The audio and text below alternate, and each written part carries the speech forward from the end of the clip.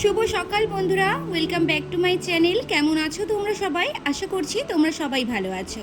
তো চলো আজকের ব্লগটা এখান থেকে শুরু করছি। আজকে সকালবেলায় বেরিয়ে গেছি, যাব একটু বড়মার কাছে।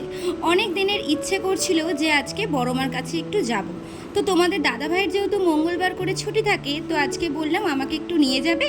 তো ও বললো ঠিক আছে চলো পুজো দিয়ে আসি। কাল যেহেতু মহালয়া, তো আজকে আমি ওর জন্য পুজো দিয়ে আসলাম। বলতে বলতে দেখো নৈহাটি স্টেশন কিন্তু চলে এসেছি। আর কল্যাণী রোড ধরে আসলে বেশিক্ষণ লাগে না, ওই 25 থেকে আধ ঘন্টার মতো টাইম লাগে, 25 মিনিট থেকে আধ ঘন্টা। দেখো আমরা এখন স্টেশনের সামনে দিয়ে যাচ্ছি, তারপরে একদম ডান দিকে একদমই বড়মার মন্দির।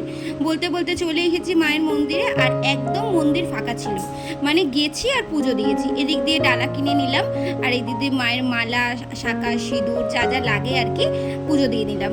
দেখো তোমাদের কিন্তু মায়ের দর্শন করিয়ে দিলাম। সবাই একসাথে বলো কিন্তু জয় বড়মার জয়। এদিকে পুজো দেওয়া হয়ে গেছে, আর তারপরে এই কাপড়টা এখানে বেঁধে দিলাম। জানি সবাই এখানে মানসিক করে বা এখানে মানত করে যে তাদের মনো ইচ্ছে যেন পূর্ণ হয়। আর মা কিন্তু কোনোদিনও কাউকে ফেরায় না। তো সবাইকেই বলবো তোমরা যারা আসোনি তারা একবার এসে ঘুরে যাও। এদিকে পুজো দেওয়া কমপ্লিট, তার মায়ের মন্দিরের ঠিক পাশেই গৌরঙ্গদার হোটেল থেকে খেয়ে নিলাম হিঙের কচুরি, তার সাথে তরকারি।